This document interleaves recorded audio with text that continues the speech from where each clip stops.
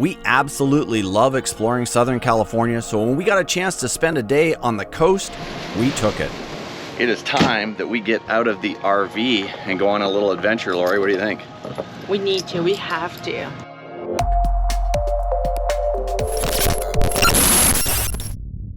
Where truth wears a mask and legends still spin, your journey is about to begin.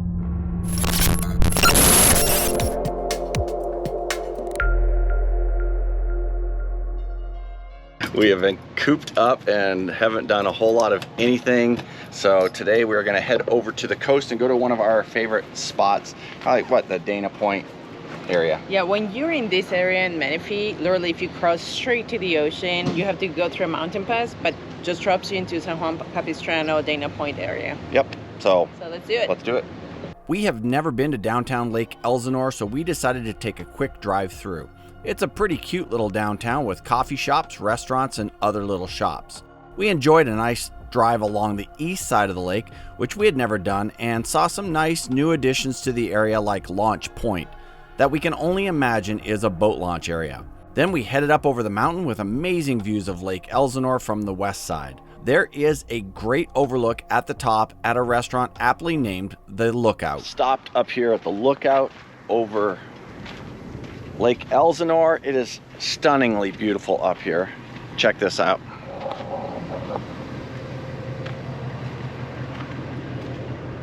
What do you think of that view, Lori?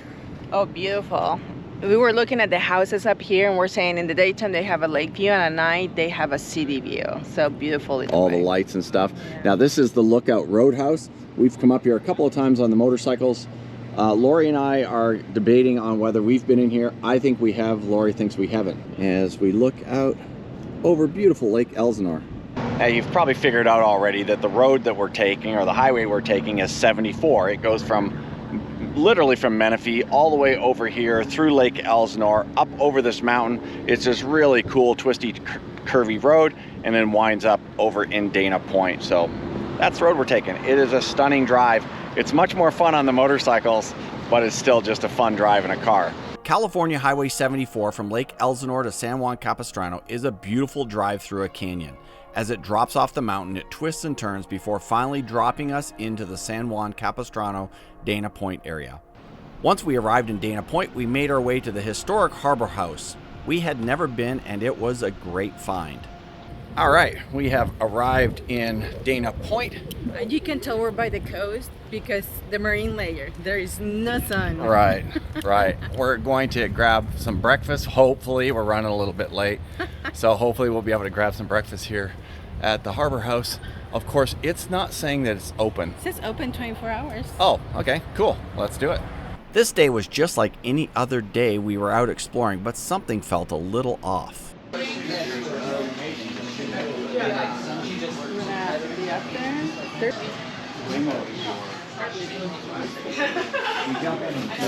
Lori, what do you think of this place? It's pretty cool, isn't it? It's amazing. I have to say, we have never been here, and we have been to Dana Point many times, and we've never been here. I don't think it's memorabilia, but all the pictures they have, they're amazing. The food looks good. We still haven't had it, but it looks good from other places, so we'll see. Yeah, it's really, really cool. And also, this diner looks old. You can tell by all the locals, older people that come here, but it's just built right next to the new. So you can see the contrast a lot. And It's just lovely to have something old and unique like this right next to the new. That everything here is new. Right across the street, right? It's a brand new apartment complex. Mm-hmm. Yeah. And shopping. Very, very cool. While we were waiting for our food, I wandered around a little bit to check out some of the other rooms inside the Harbor House. Every wall from the front patio room to the back and every inch of ceiling had some kind of movie poster or memorabilia of some kind. It was really cool. And the food, it was pretty good too. Ooh, they brought some nice fresh tortillas. I'm having huevos rancheros. Imagine that, even though we're back in the U.S. And what are you having, Lori? A scramble, just a veggie scramble with fruit. Awesome. Provecho. Let's eat. After breakfast, we decided to head over to the Dana Point Harbor and see what was going on over there. It was Friday, so the beach and all the parking lots were pretty busy, but we were able to find a spot. All right, we stopped over at the Dana Point Harbor.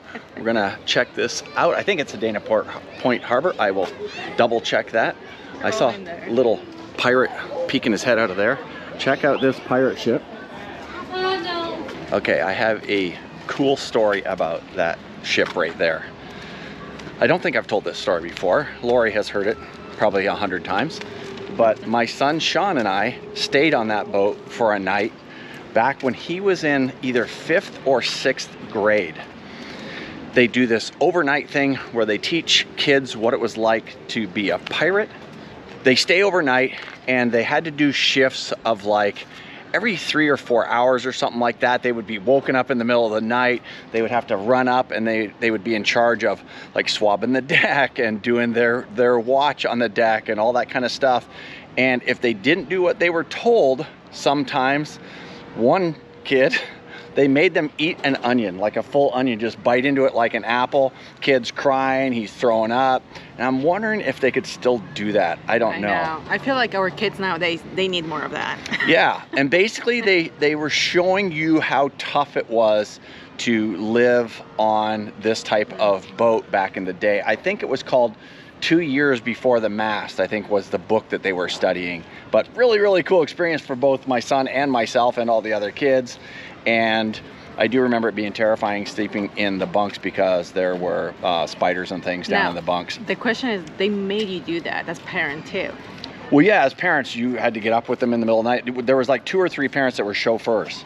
And so, yeah, we had to get up in the middle of the night and run and take orders from the captain and all that kind of stuff. Would they make you eat the onion? No, because I knew that I was going to have to eat the onion, so I obeyed everything they told me. I made sure I did it to the T. Okay, now I have a question. Sure. It's a lesson on obeying orders, or it's a lesson toughing up? A little bit of both. A little bit about taking orders when you're supposed to, and also a little bit about getting a little bit tough. Yeah. A little bit of both. These little sailboats over there, that's what Lori wants me to do before we get a boat, because she wants me to learn how to sail. That's actually probably the biggest sailboat that she's going to allow me to use. Right? Yes. That's as big a boat as I'm going to be able to have. I'm okay going sailing for a week, chartered somewhere. But lots of folks out enjoying the beaches and stuff. Very, very cool. Check out all the kayakers and paddleboarders. Holy smokes. That is awesome. I think it's summer camps. Well, obviously there's a lot of people on the beach, but there's a lot of summer camp happening here. So you can see little pods of the same kayaks. The people at the pier right here, like looking at the bucket. The little pirates. So you have different people. Very cool.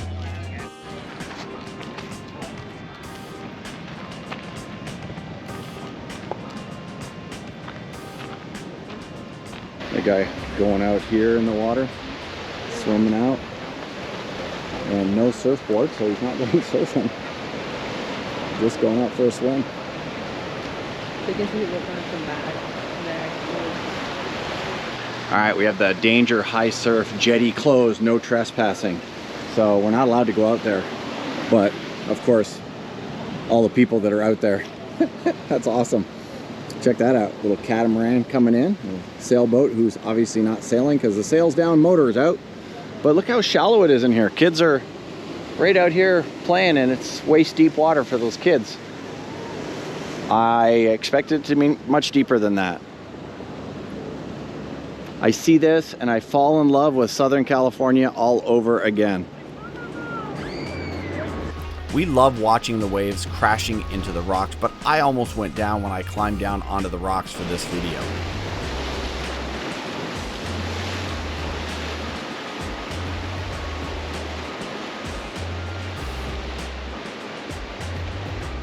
All right, Lorena, why didn't you warn me not to go down there? I think you did, actually. I yell at you.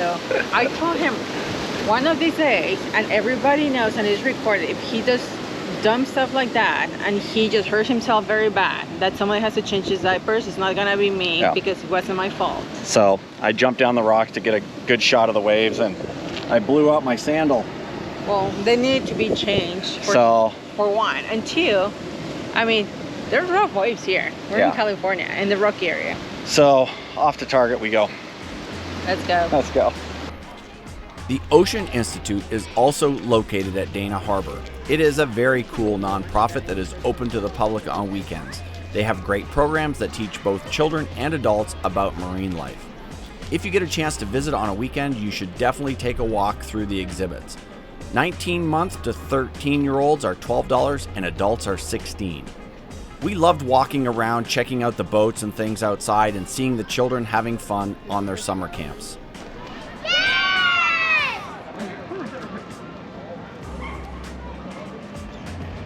We took a walk out onto the pier to watch all the families playing on the beach. Everyone was playing in the water, heading out onto the water on paddle boards, and enjoying the water in whatever way suited them. It was pretty awesome. On the way back to the car, there was a pirate making a call on his cell phone. Who knew what advanced technologies they had in the late 1800s?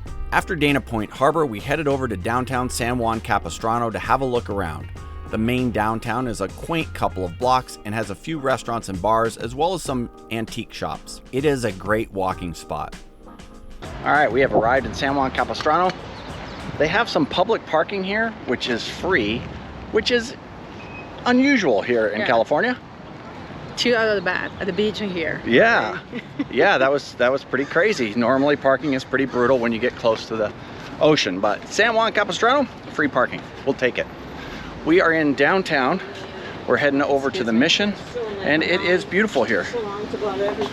It is an extremely cute little town, antique shops, things like that. So let's check it out. And it's beautiful. 4th of July is coming, or 4th of July, July 4th, not sure which one it is. Either way. But it's coming soon, so all the American flags are flying and they look so pretty. Now, the one thing that you'll see a lot here are the swallows, and that has something to do with swallow migration. I don't know from where, but I know that they come here. So I don't know if they come here in the summer or winter, but I know there is a major swallow migration to this area, to San Juan Capistrano. So you'll have to check that out. Google that stuff. You gotta love the name of that bread company. Looks delicious. That looks like some good f***ing bread. And then they have fresh f***ing sandwiches and pastries. We were there to visit the Mission in San Juan Capistrano, aptly named Mission San Juan Capistrano. So after a quick walk through the downtown area, we headed over to the Mission to take a tour. The Mission San Juan Capistrano was founded in 1776. It has many historic exhibits and hosts many events throughout the year. As we walked across the street to the Mission, my camera shut off, and I don't know why, but I didn't catch the entrance to the Mission. Oh wow. Yeah, it is just how I remember it. The grounds inside the Mission are impeccably maintained. They do a great job with everything inside the Mission walls. The Mission grounds show everything from everyday life to the tools that were used for survival and growing crops. One of the first buildings we walked into was the Soldiers' Barracks. It is really cool to walk into a place where people lived and worked in a time that we just can't imagine living in the time we currently live in. This Chapters of Change flag chart shows all the flags that were flown over the Mission. It belonged to Spain from 1769 to 1820. Then it belonged to Mexico from 1821 to 1845. It became a designated U.S. territory as California from 1846 to 1850, when California officially became a part of the United States of America as the 31st state. There is also a theater in here with a ton of information about what you'll find in, on, and around the Mission. Again, I had a strange feeling we were being watched.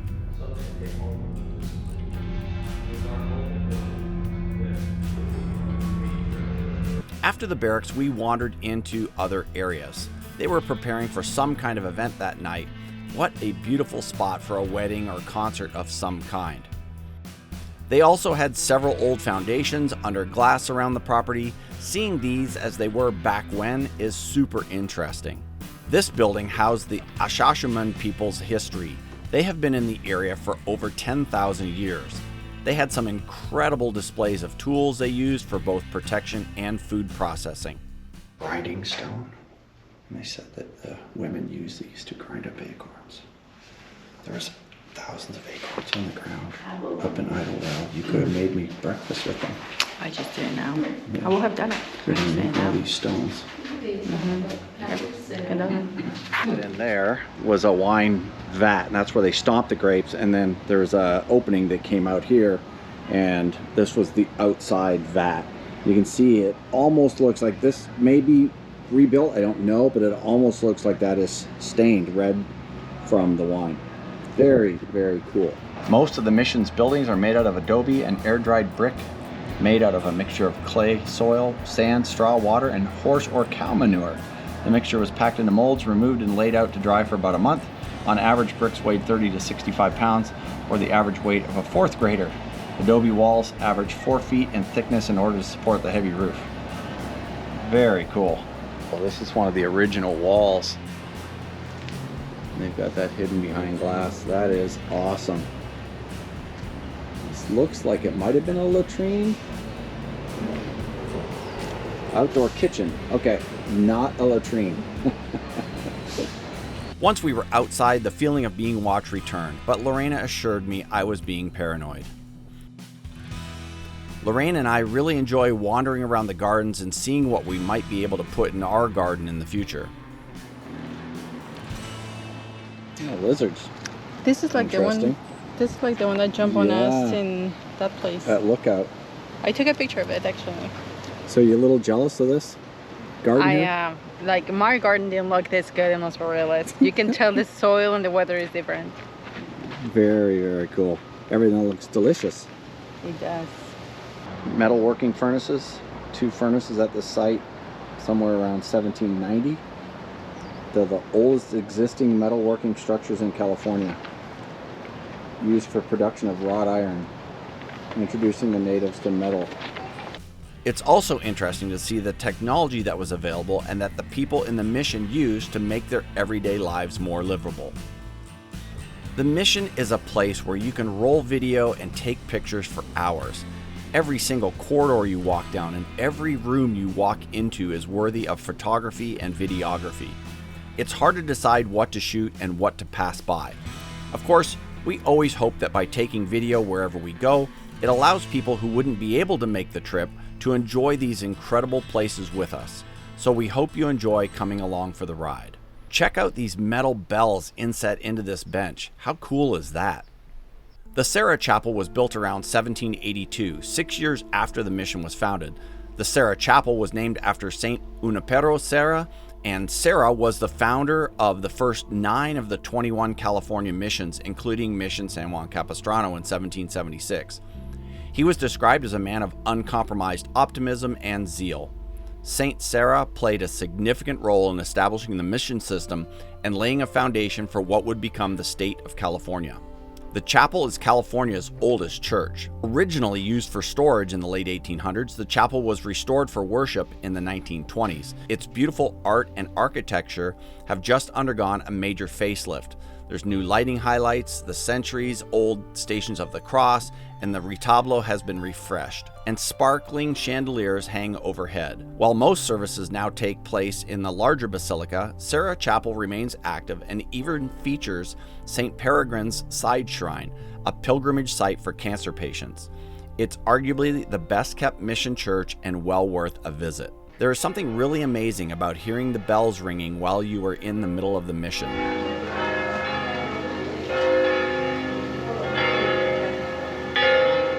Next, we walked over to the mission's historic cemetery. So this cemetery, they think about 3,000 people were buried here, but this particular one, Monsignor St. John Sullivan, was the only one that was allowed to remain. The others have been moved to lands just east of here. So he was a pretty important dude. He spent 23 years helping rebuild this place. The Sacred Garden is one of the most photographed spots in the mission and a popular spot for selfies. Of course, we had to get ours in. Absolutely gorgeous. No matter where you turn in this property, there are gorgeous florals and just amazing historic buildings. It is just unbelievable. Every nook and cranny. Every nook and cranny. You can take in pictures and pictures and pictures and you don't get tired of it. Yep, it is stunning. So if you're ever in Dana Point, San Juan Capistrano area, we highly recommend the mission. These bells here were 2 of the original bells that were up there in the tower. They've since been replaced, obviously. 1796. But very, very cool. Look at this structure. It is stunning. So this whole area here is the Great Stone Church. All the walls that you see were part of the church, the front of the church, and what you're now seeing is like the back half of that cupola and that part of the stone church. This little model here shows all of that. So these walls right here that you see on the front are these walls here, and all the way back to that back piece, which you're seeing is this right here. That is absolutely amazing. Construction of the Great Stone Church began in 1797 and was completed in 1806. The Great Stone Church was built in a cruciform or cross shape with walls reaching 50 feet high and a bell tower that soared to 120 feet. It was the largest stone structure west of the Mississippi at the time of its completion. An earthquake in 1812 caused the church's bell tower to collapse into the main structure, killing approximately 40 people during the mass. The church was never rebuilt. So this was, in fact, a church back in the day, and this is where they used to do sermons. So all of the audience would be out here, and then the priest or father or Monsignor or whatever, he would be down in the catacombs below, and he would be on a spring. And then this here, he would spring out of that and jump up and land on stage, and he'd go, "Amen," and then he would start the sermon. That's how it worked in the 1800s. You don't believe that story? You'll want to give yourself a half a day minimum to walk the grounds here at the San Juan Capistrano Mission. There is so much to see, and if you are into old architecture, you can probably spend the better part of a day wandering around here. We had a few more things to see before calling it a day. The living quarters of the Padres showed the living conditions were not lavish by any means, and the people were quite short back then, as you can see by Lorena walking through this doorway. All right, this is the Padres' bedroom. This is what they used to sleep on. That is craziness.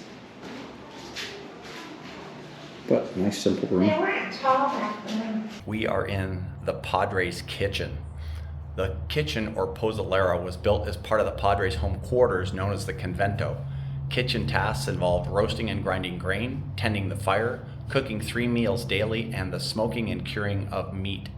Male cooks and servers worked within this kitchen, preparing meals specifically for the priests and important mission visitors. However, women were the primary cooks for the community and worked in large outdoor kitchens, producing massive quantities of food for over 1,000 people daily. This is an original model of the entire mission. You can see that Great Stone Church and then the rest of the mission here. Kind of cool.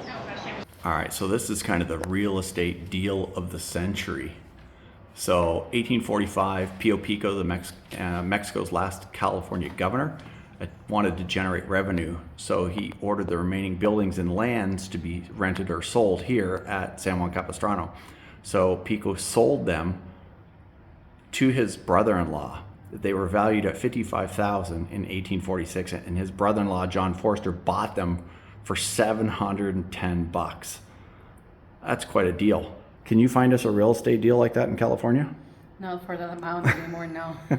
That would be awesome. So I think they said that the date that they celebrate the return of the swallows is March 19th. And if anybody's wondering if they still return, check out those swallow nests up there under the eaves. These are just a few of them, I guess. And it's pretty cool. So they do return, and then they head back down to Argentina after the summer. So awesome. I have a feeling these guys must get fed because they're coming up as soon as they see us. All right, Lorena and I are done with the mission. We closed it out. So you know what that means, Lori? What? It's 5 o'clock somewhere. No, it's 5 o'clock here. It is 5 o'clock here. So let's go hit someplace. Do you see my smile? For some 5 o'clock fun. And try not to get hit by a train. We are out walking around in San Juan Capistrano, and we're here at the train track, as you can see. And we're just gonna wander around and do some exploring around here. It is beautiful no matter where you go here. There are so many beautiful little back streets and front streets and side streets. So that's what we're gonna do. And Paul has always wanted to do a train trip, and I already promised him that we will do a train trip, like a several day train trip at some point. At some point we are going to do a train trip, yes ma'am. Oh, this place here is rocking. Just across the tracks from the Mission and the Capistrano Depot, Los Rios is California's oldest neighborhood.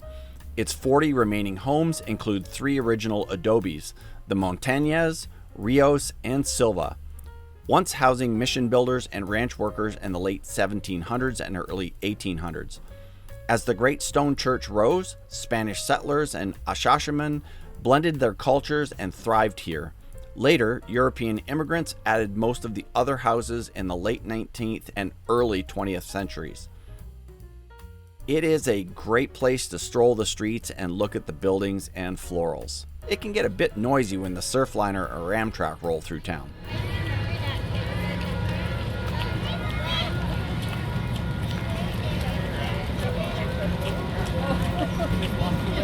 From the Capistrano Depot, we take our last stroll up Verdugo Street. This area has many incredible restaurants and bars, as well as the historic Regency Theater, where you can watch the latest Hollywood releases. All right, Lori, I think it's time to call it a day here in San Juan Capistrano. I think so, but we're gonna battle the traffic on the way back. Yeah, it may be a little bit. It's Friday night, and we're going back up the mountain. We'll see. It could be busy, maybe not. I don't know. All I can tell you is that San Juan Capistrano, Dana Point, has been absolutely gorgeous. So Yes. let's jump in the car and ride on home. Okay. We'll see you folks later. Bye, guys. Bye now.